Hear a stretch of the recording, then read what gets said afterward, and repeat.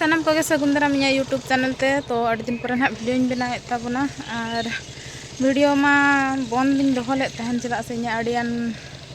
ताई कना ओड़ा रे किछि कमी को और ओना साथे किछि पर्सनल जिनिस हो मेना गे जहां कि शेयर बाय गानोआ जतो जिनिस मा सोशल मीडिया रे बाबो शेयर और किछि इच्छा किछि कुकमु और किछि अटकाटोणे जतोना गे साथे गे तहना जदि दुख मेना खान सुख हजु गया सुख मेना खान दुख हजु गया और उनका के चालू कान ताबना तो हाँ ओना खातिर भाविले यूट्यूब इन बंद इन दोहता मेनखान नोडे को तो किछि फाइनेंशियल सपोर्ट इन नामेआ ओना खातिर ते बंद हो बांग सनिन केना तो ओना खातिर ते तेहेन आर दूसरा वीडियो इन बनाया तो इना कथा गिन बड़ाई हचै पे ताबना चेदा से अड़ी दिन हुना वीडियो को ना बइन बना बड़ाया बाबा तकोड़ा माने टांडी बंगा हुइना उन समय मा ओना वीडियो इन तहेना इना परेते बाबा तकोड़ा सन के चला बड़ा हुइलन तहन सुर सरजम दिसम बहा हुइना और इना बादे ओंडे खन हेज बड़ा हते अब जहाना मार्कशीट ताबन ग्रेजुएशन एम ले तहन जहाना +3 एग्जाम ओना ना मार्कशीट को उड़न खान तो ओना को अगु चला बड़ा हुइना और ओना को अगु बड़ा के ताबना तो मेटांग बाबू गिद्रा हा कमेंट ताहे कना इग्नो इदियाते डिस्टेंस कोर्स इदियाते कुली लिदिन तहने तो नितो एडमिशन चालू कना ओना खातिर भाबी के एडमिशन नितो चालू कना जेहेतु कज इग्नो बारे किछि इनफॉरमेशन एम ᱧᱚᱜ का गे वीडियो रे ताकि उनी बाबू गिद्रा होय हेल्प नेगोमा इना खान दो नितो ना इग्नोर ना एडमिशन चालू कना जहां को ग्रेजुएशन को कराव सनाय पे और बांखान दो पीजी को कराव सनाय पे उनको को बखरा और जहां को जदी 10th पर माने बहु कुड़ी को खास करी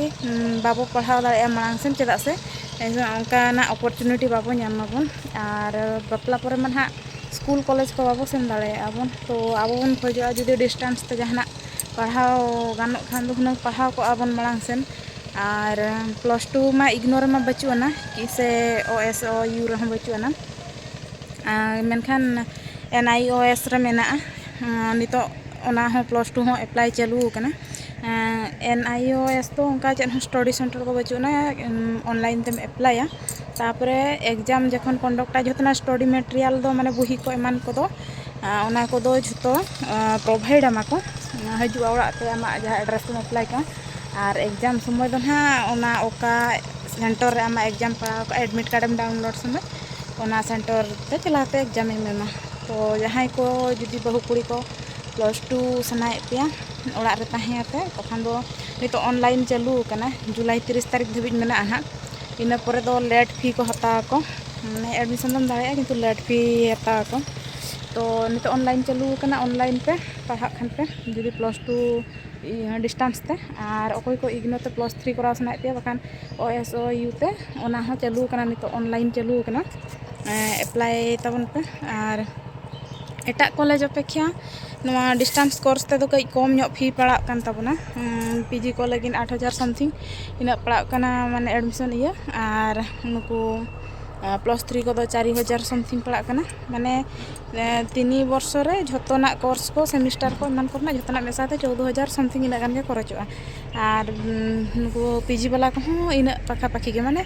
20000 भीतर साब का पे 2 वर्ष ना कोर्स और एटा करे तो कई ढेर ᱧᱚᱜ खरचो गया तो नुआ रे तो कई कम ᱧᱚᱜ खरचो ओना हिसाब ते सुविधा के और पढ़ा जहां ना मटेरियल को ताबन बुही को स्टडी मटेरियल जहां असाइनमेंट को बखरा को ओना को PDF को आसानी से नामो कना वेबसाइट रे चला लन खान के और बुही को दो ओड़ा ते को भेजाय को इग्नोर ना हो ओका एड्रेस ते अप्लाई का ओना एड्रेस ना ते हिजुआ और कटी चुलुंग वेबसाइट चेक बड़ाई खानम आमा ओका समय पड़ा कना सेमिस्टर को असाइनमेंट को सबमिट रेना इना को कयम बड़ाई दाड़े टाइम रेम सबमिट दाड़े तो आसानिया और बाकी जिनिस को मा जतो असाइनमेंट और लगिन PDF को नामो ये रगे तो कोई को पढ़ा सनाय पे डिस्टेंस मोड ते खास करे बहु कुड़ी को डिस्टेंस मोड ते जदी माने आपे क्वालिफिकेशन को बढ़ा सनाय पे खान दो डिस्टेंस मोड ते नोका मा रेगुलरली मा कॉलेज चलावते बापे पढ़ा दाड़े एनखान डिस्टेंस ते जदी कराव सनाय पे खान दो इग्नो और OSOU हो चालू कना नितो अप्लाई